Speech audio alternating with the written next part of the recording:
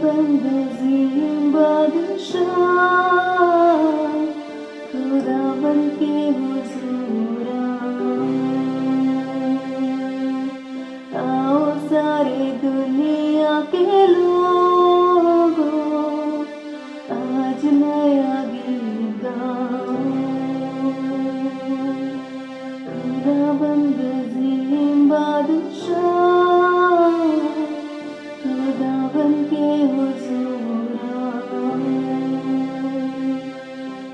आओ सारी दुनिया के लोग, आज नया गीत गाओ। खुदाबंद का नाम मुबारक हो, उसके रजात की खुशखबरी लो, उसके रजात की खुशखबरी लो। खुदाबंद अज़ीम बादशाह, खुदाबंद के हुज़ूर आओ। दुनिया में उसके जलाल का, लोगों में उसके हर काम का। दुनिया में उसके जलाल का, लोगों में उसके हर काम का। करो बयां उसके गीत गाओ, करो बयां उसके गीत गाओ। सबसे अज़ीम वो सबसे बड़ा, जिसने आसमां बनाया, उसके हुज़ूर आओ सारी दुनिया के लोगों, आज नया गीत गाओ। सजदा करे पाक दिल से यहाँ, जिंदा कुर्बानी लाया। सजदा करे पाक दिल से यहाँ, जिंदा कुर्बानी लाया। खुश आसमां ज़मीं गीत गाए, खुश आसमां ज़मीं गीत गाए।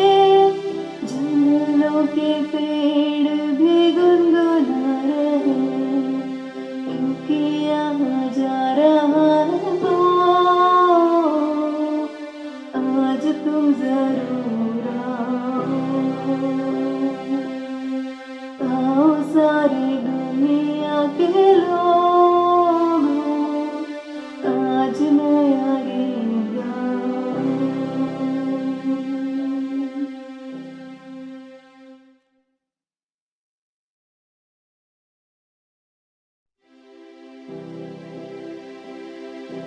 पर्वतों को देखूंगा मैं, कौन है मददगार मेरा, कौन है मददगार मेरा। मेरा मददगार खुदा है, मेरा मददगार खुदा है।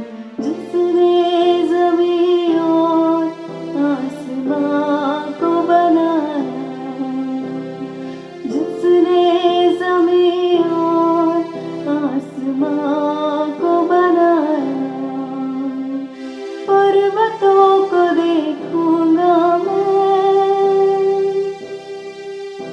वो तेरे पाँव को फिसलने नहीं देगा, वो तेरे पाँव को फिसलने नहीं देगा। खुदा है तेरा जागा हुआ, तुझे तन्हा न छोड़ेगा।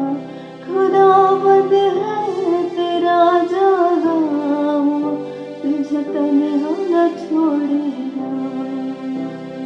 मेरा निगहबान खुदा है, मेरा निगहबान खुदा है। जिसने ज़मीं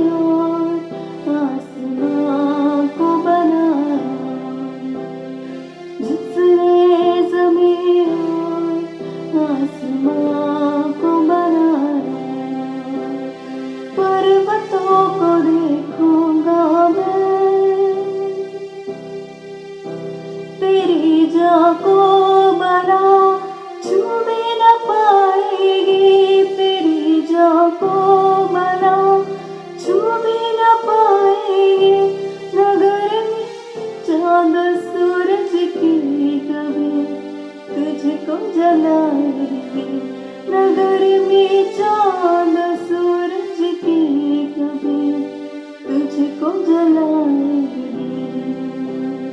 मेरा साहिबा खुदा है, मेरा साहिबा खुदा, जिसने ज़मीन और आसमां को बनाया, जिसने ज़मीन और आसमां को बनाया। पर्वतों को देखूंगा मैं।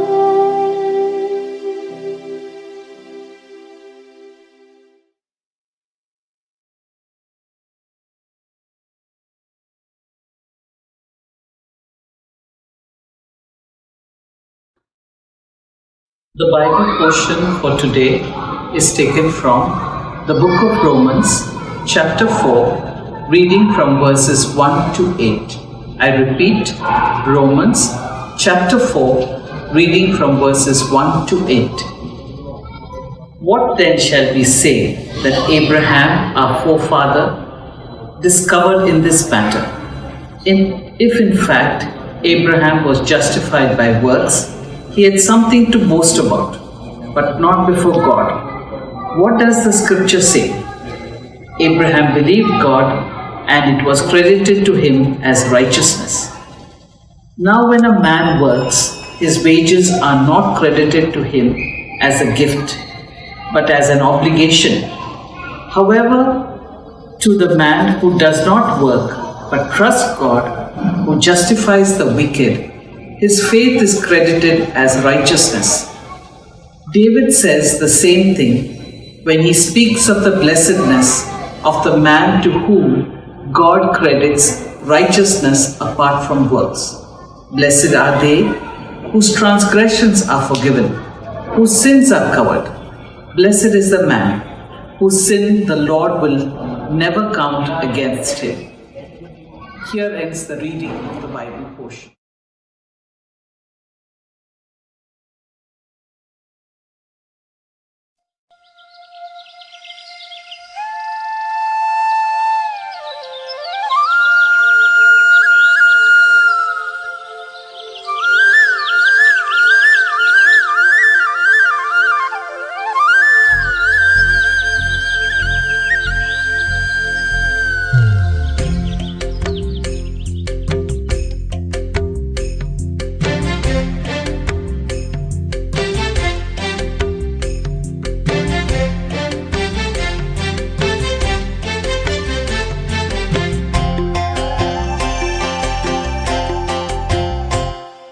पहाड़ों की तरफ नजर उठाऊंगा, पहाड़ों की तरफ नजर उठाऊंगा, पहाड़ों की तरफ नजर उठाऊंगा, पहाड़ों की तरफ नजर उठाऊंगा।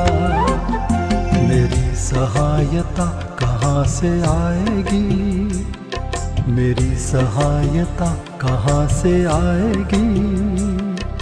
जिसने आसमान और ज़मीं बनाई है, उसी खुदा को मैंने मददगार पाया है। मदद वहीं से मैं तो पाऊंगा,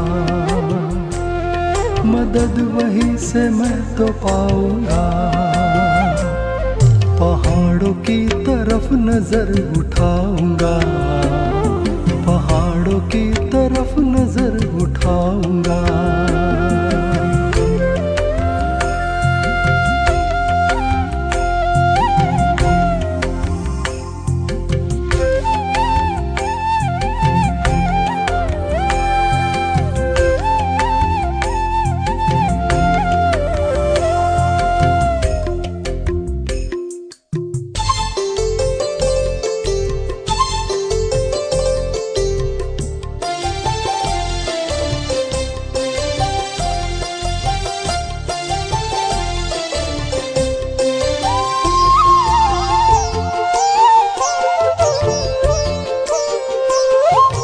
फिसलने न देगा तेरे पाँव को कभी, ऊँघने का नहीं मुहाफिज तेरा कभी।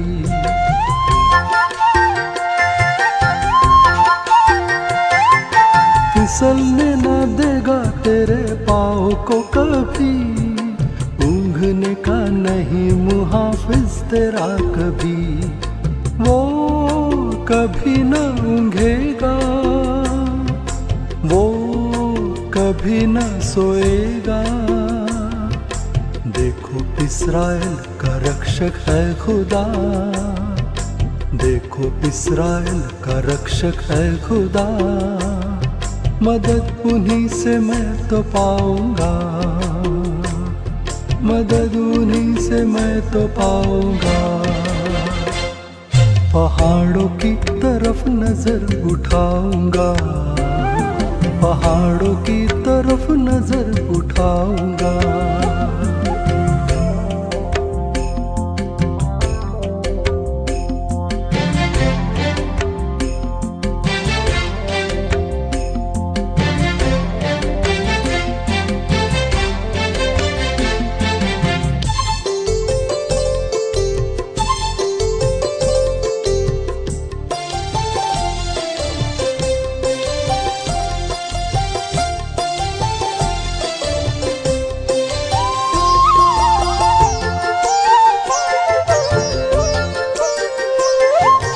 सुन ले मुहाफिज तेरा प्रभु यहोवा है, तेरे दाहिने हाथ पे तेरा साहिबान है।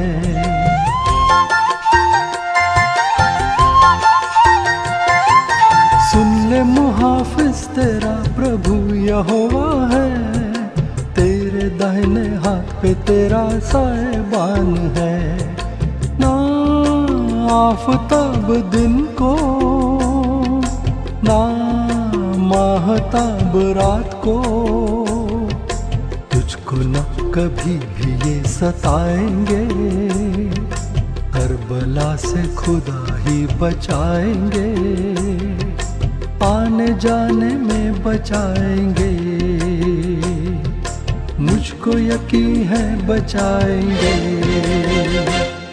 पहाड़ों की तरफ नजर उठाऊंगा, पहाड़ों की तरफ नजर उठाऊंगा, पहाड़ों की तरफ नजर उठाऊंगा, पहाड़ों की तरफ नजर उठाऊंगा। मेरी सहायता कहाँ से आएगी, मेरी सहायता कहाँ से आएगी, जिसने आसमान और ज़मीन बनाई है, उसी खुदा को मैंने मददगार पाया है, मदद वहीं से मैं तो पाऊंगा, मदद वहीं से मैं तो पाऊंगा।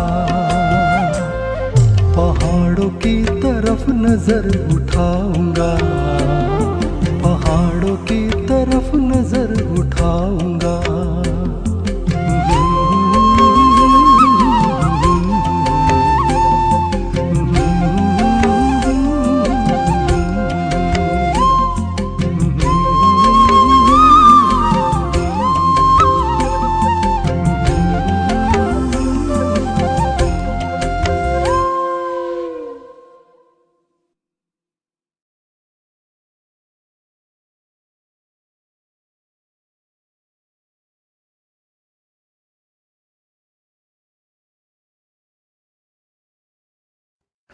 Shalom. How are you all? This Sunday is celebrated as a Thanksgiving Day all over the world. Today we have not planned anything, but let us thank God for this day. It is also celebrated as the Harvest Festival in many churches. So in our own little way, we can celebrate this day as a Harvest Festival, as a Thanksgiving Day, and let us give praise to the Lord. I would like to sing hymn 710 from the Golden Bells. Praise to the Lord, the Almighty, the King of creation. As we give thanks to the Lord, we thank God for the harvest, for the creation, for all the blessings of God. So let us give thanks to the Lord and let us bring our offerings to the Lord as we sing this. Join me in singing this. Praise to the Lord, the Almighty, the King of creation. O my soul, praise Him, for He is thy health and salvation. All ye who hear, brothers and sisters, draw near. Praise Him in glad adoration. Praise to the Lord who doth prosper thy work and defend thee. Surely His goodness and mercy here daily attend thee. Ponder anew what the Almighty can do. If with His love He befriend thee. Praise to the Lord who when tempest their warfare are waging, who when the elements madly around thee are raging, biddeth them cease, turneth their fury to peace. Whirlwinds and waters a-surging. Praise to the Lord who when darkness and sin are abounding, who when the godless do triumph, all virtue confounding, sheddeth His light, chaseth the horrors of night, sent with His mercy surrounding. Praise to the Lord, oh let all that is in me adore Him. All that hath life and breath come now with praises before Him. Let the Amen sound from His people again. Gladly for ye we adore Him. Let us bring our gifts and offerings to the Lord. Let's pray. God, our loving Heavenly Father, we thank You for this wonderful opportunity to come into Your presence, to worship You, to praise You, and to thank You. We thank You, Lord, for Your many blessings which You have showered upon us. You have given us fruits that we can eat. You have given us food on our table. We thank You for the farmers who work day and night so that they can produce the crops, the food for us. We thank You, Lord, for all who help us to have our daily provisions.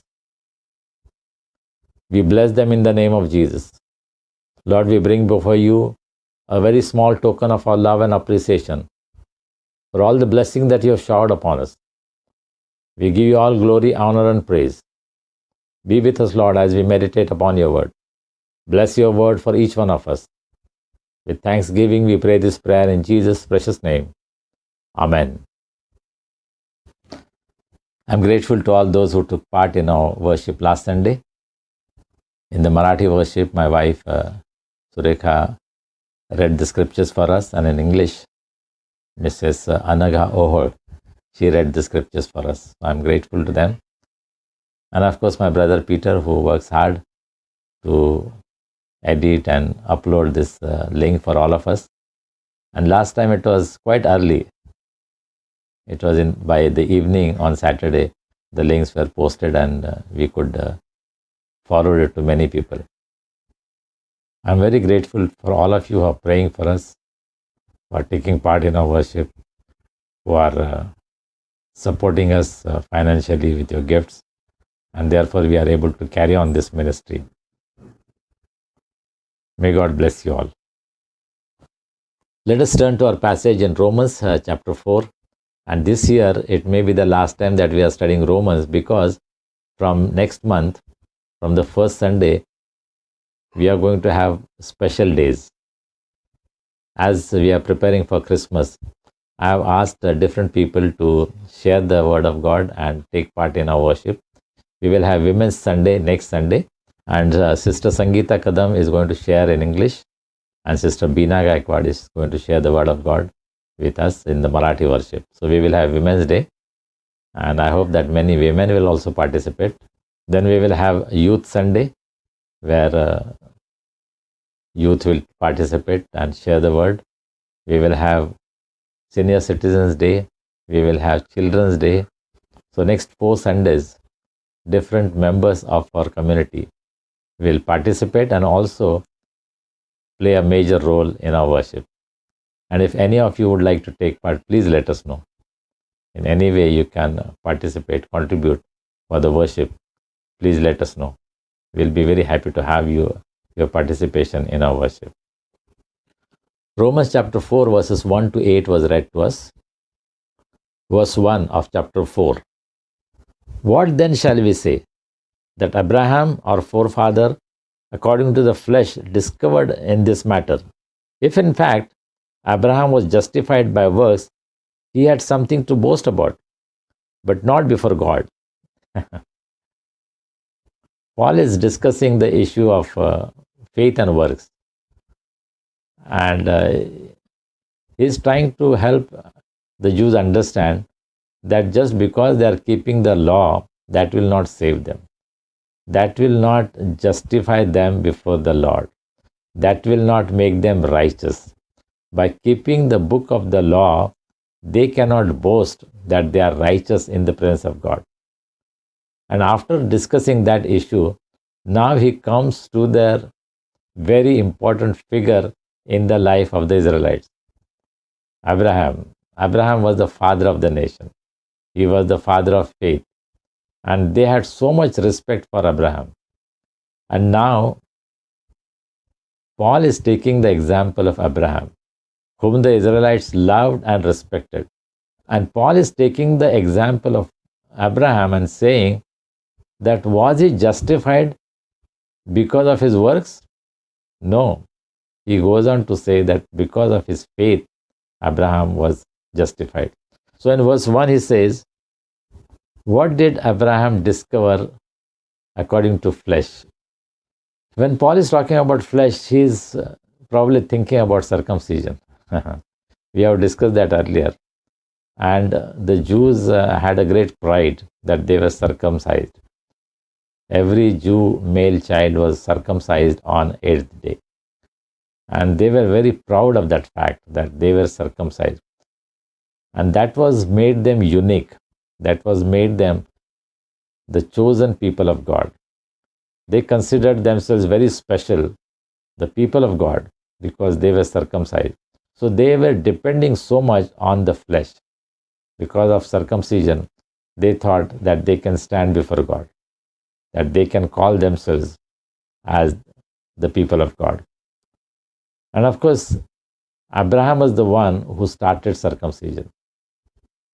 Now we will come to this later, that it was not because of his circumcision that he was made the father of the nation, but because of his faith. The Israelites believed that the physical act made them stand before God. And of course, they were very proud of Abraham because he was the one who was called the father of the nation. He was the one who was instructed by God about circumcision and who started circumcision. So he was the first man. But Paul continues to say in verse 2, if in fact Abraham was justified by works, he had something to boast about, but not before God. Yes, he could boast that he was circumcised. He could boast that he was the father of the nation. He could boast that he was a great leader. But he could boast only before the people, before the world, not before God. See, we can boast about many things. We can boast about our talents and gifts. I can boast that I can preach well. You can boast that you can sing well. You can boast about your giving to the church, to the Lord, and so many other things we can boast about. But Paul is saying, yes, we can boast, but not before God. Before one another, before each other, before the church, before the world, We can boast about many things. Yes, it is true. We do boast, isn't it? We boast about our achievements. Sometimes we boast that, oh, our generations has served this church. My great-grandfather, my grandfather, my father and I was the secretary, I am this, I am that. We can boast about many things. I have contributed so much for this church. I have built this church. Sometimes pastors can boast, oh, I have built this church. Who are you to build the church? We can boast about anything and everything before each other, but not before God. Before God, we have to be silent. So Paul is saying, don't boast about your achievements before God. It has no meaning. Are you boasting about anything? In the church? Before the people?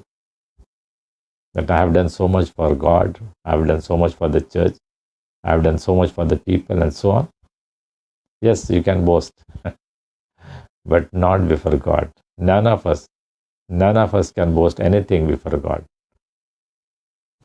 Now, having made that statement, having said that we cannot boast before God, Paul goes on to explain from the scriptures that they believed. The word of God, the book of the law that they believed, he goes on to prove from their scriptures what does God say. Verse 3. What does scripture say? Abraham believed God and it was credited to him as righteousness.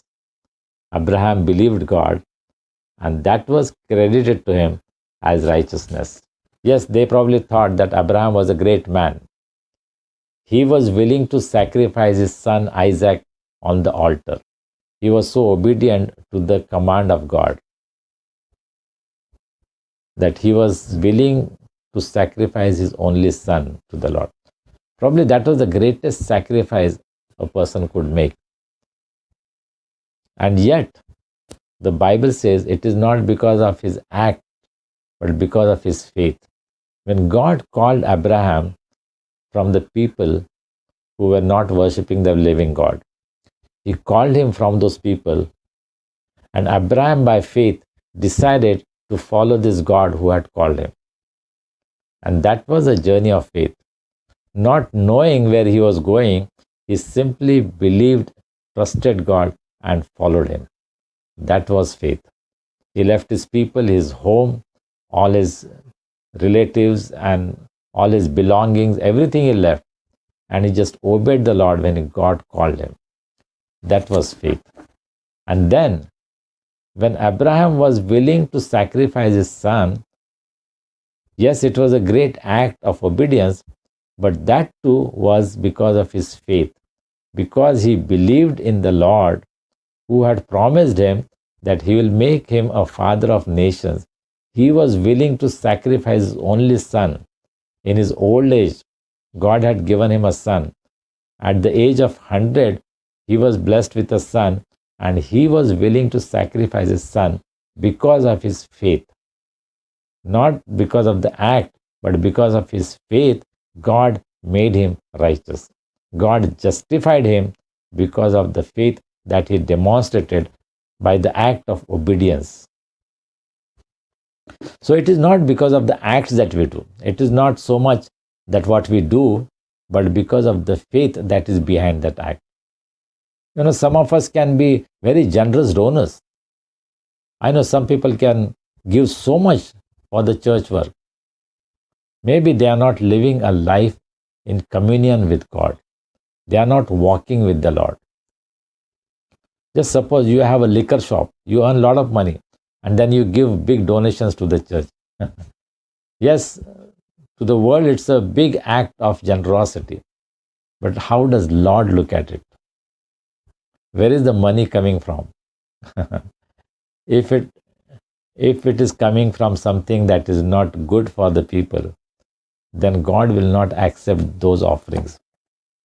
God will not be honored by the acts of charity that we are doing if the source is not right, or if our intention is not right. If we are trying to impress people by giving to the Lord, then that offering will not be acceptable in the sight of the Lord. So it is not the act, but what is in our heart, because Lord looks at our heart. Abraham believed God, so it is faith, his belief in the Lord. That is what made him righteous. That is what justified him in the presence of God. And the same with you and me. We are justified in the presence of God. We are made righteous in the presence of God, not because of the good works that we do, not because of the acts of charity we may be doing. However good we may be doing, that will not make us righteous in the presence of God. God is a holy God. There is nothing in our capacity, in our power that we can do, that we can claim that we can stand before God. Because there is nothing good in us. All our good works are like filthy rags, the Bible says. So because of our good works, we cannot stand before God and say, because I have done all these good works, now you accept me in your presence. No. It is simply because of our faith. When we humble ourselves, when we repent of our sins, when we ask God to forgive us of our sins, when He washes us with His blood, then we are made righteous. So let us think. Are we trying to satisfy God? Are we trying to please God with our good works? Yes, we all must do good works. That is expected of us. When we come to know Jesus as our Savior and Lord, we want to do everything good. We want to please the Lord by doing good works. But the good works will not take us to heaven. The good works will not make us righteous. It is only our faith. The simple faith will take us to heaven. The simple faith will make us righteous. It will justify us and make us stand before the Lord. What about you? What are you depending upon? Are you depending upon your good works or upon your faith in the Lord Jesus Christ? Verses 4 and 5. Now to the one who works, wages are not credited as a gift, but as an obligation. However, to the one who does not work but trusts God, who justifies the ungodly, their faith is credited as righteousness. Again, Paul is talking about work and faith. Faith and good works. And he's giving an example of working in this world. When you work, you don't get wage as a gift. It is an obligation. When you work, you are supposed to be getting the salary. If salary is not given, something is wrong. It is an obligation on the part of the person whom you are serving to give you salary. You cannot use somebody's services free. You must pay that person, whoever works for you, isn't it? Of course, out of love, we can serve one another. That is a different thing. But when you work, when the wages are given, the wages are not a gift. It is what you have earned. And Paul is comparing that now with the good works. The one who does not work but trusts God, their faith is credited as righteousness. When we trust God, that is counted as righteousness, not the works that we are doing. With our works, we can only earn wages. But the gift of God is salvation, which is free. Salvation cannot be earned. We cannot work so that I will get saved, I will get salvation. Salvation is a free gift. You cannot work for your salvation. It is a gift of God given by faith. Only when you put your faith in the Lord Jesus Christ, you are blessed with the gift of salvation. When you ask forgiveness, you are blessed with forgiveness of your sins. When you repent for your sins, God is giving you the gift of forgiveness. You cannot claim, oh, you must forgive me. It is simply the gift of God. So it is because of your faith you are given the gift of righteousness. For the people of Israel, this was very difficult to understand. They thought they have to keep the law, then God will be pleased. And they were boasting that they are keeping the law. They did not understand that they are not capable to keep the law and satisfy God. By keeping the law, nobody can win their salvation. Nobody can obtain salvation by keeping the law. So, by good works, you cannot receive salvation. It is a gift of God. By faith, you have to receive the gift of salvation. Verse 6.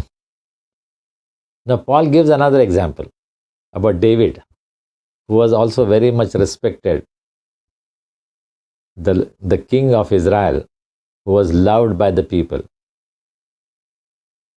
Now, David says the same thing when he speaks of the blessedness of the one in whom God credits righteousness apart from works. Paul is giving an example of David. Paul is giving example of Abraham, David, who are the very prominent figures for the people of Israel, whom they respected. And from their lives, he is drawing a lesson for the people of Israel. See, even Abraham, it was not because of his works that God justified him, but it was because of his faith that God gave him the gift of righteousness. And so also David. David was a great king, but he also had sinned. He had committed adultery, he had committed murder. And yet, because of God's mercy, God forgave him. And so David had acknowledged this. And what are the words of David? Verses 7 and 8. Blessed are those whose transgressions are forgiven, whose sins are covered. Blessed is the one whose sin the Lord will never count against them. David had experienced the forgiveness of sin. When he repented for his sin, when he asked God to forgive him, God forgave him. But something he says, that God covered his sin. That was what was happening in the Old Testament. People were offering sacrifices and their sins were covered. They were not totally wiped out. They were simply covered for a time being. And therefore, again and again, they had to bring sacrifices. Every year, the people of Israel were bringing sacrifices into the temple of God, and they were offering their sacrifices of different animals as commanded by the Lord in the book of Leviticus. They were bringing their sacrifices. Now, Paul is making a point that these sacrifices only covered their sin. But when the blood of Jesus is applied, our sins are wiped away. They are washed away. Jesus washes us with his blood. Blessed is the one whose sin the Lord will never count against them. David experienced the forgiveness of his sins, and he was called the man after God's own heart. Now, God has opened this way of forgiveness for all of us. To all the people in the world, God has given this offer of forgiveness. When Jesus was dying on the cross, he was praying, Father, forgive them, for they do not know what they are doing. Jesus offered this gift of forgiveness to everybody who believes. In the Bible, nowhere it says that Christians are forgiven of their sin, or the Jews are forgiven of their sin, or some special people are forgiven of their sin. No. Anyone who believes in the Lord Jesus Christ and repents for his sin or her sin and asks Jesus to forgive him or her their sin, Jesus is willing to forgive them their sin and wipe them, completely remove sins from their life. The guilt of sin is removed. God gives the gift of salvation to everyone who believes. Paul uses two very important figures, very prominent figures for the people of Israel, Abraham and David, whom they believed, whom they wanted to follow. And Paul is saying, if you want to follow them, do what they did. They believed in the Lord God. And because of their faith, they were justified, they were made righteous. The same offer is for all of us. When we trust the Lord Jesus Christ as our Savior and Lord, God forgives us of our sin. He wipes our sin away. He removes the sin from our lives. He gives us a new heart through which we can praise Him, worship Him, adore Him, and walk in His ways. The gift of salvation is offered freely to all those who believe in the Lord Jesus Christ. Have you accepted that gift? Have you accepted that free offer from the Lord, the gift of salvation, forgiveness of your sin? You don't have to run here and there. You don't have to go on pilgrimages. You don't have to work hard so that God will forgive you. No, you simply have to bow in His presence, repent for your sins, ask God to forgive you, and God will forgive you your sins and give you the gift of salvation. The free gift of salvation is open for everybody. Have you received it? God bless you all. Let's pray. God, our loving Heavenly Father, we thank you for this day. Thank you for this time that we could sit at thy feet, sing your praises, listen to your word. Thank you, Lord, for the message that has come to us from your word. Help us to meditate upon this word. Help us, Lord, to ponder over the word of God, to listen to your still small voice when you speak to us. Listen to the Holy Spirit who comes and explains your word to us. And help us, Lord, to respond.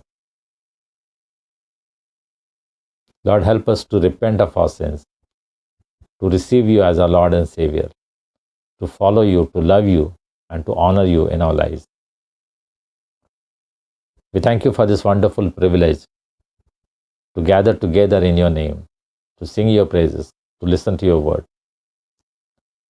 Be with us, Lord, as week after week we listen to your word, as we enjoy your worship. Bless each one of us, Lord, our families. We thank you for taking care of us during the last week. As we enter into another new week, we pray that your presence will go with us, will keep us safe. As we are going to enter into a new month, the month of December, when we prepare ourselves for the Christmas celebration, be with us, Lord. Bless us.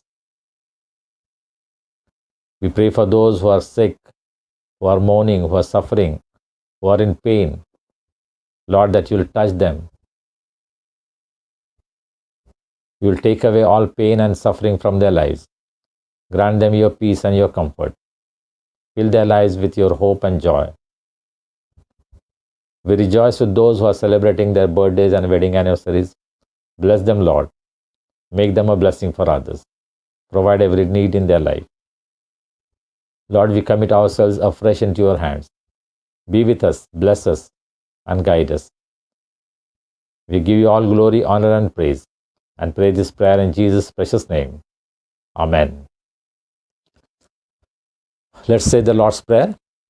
Our Father, who art in heaven, hallowed be thy name. Thy kingdom come. Thy will be done in earth as it is in heaven. Give us this day our daily bread. Forgive us our trespasses, as we forgive those who trespass against us. Lead us not into temptation, but deliver us from evil. For thine is the kingdom, the power, and the glory, forever and ever. Amen. And now the grace of our Lord Jesus Christ, the love of God, and the fellowship of the Holy Spirit rest and abide with each one of us, our families, and all God's people, both now and forever. Amen.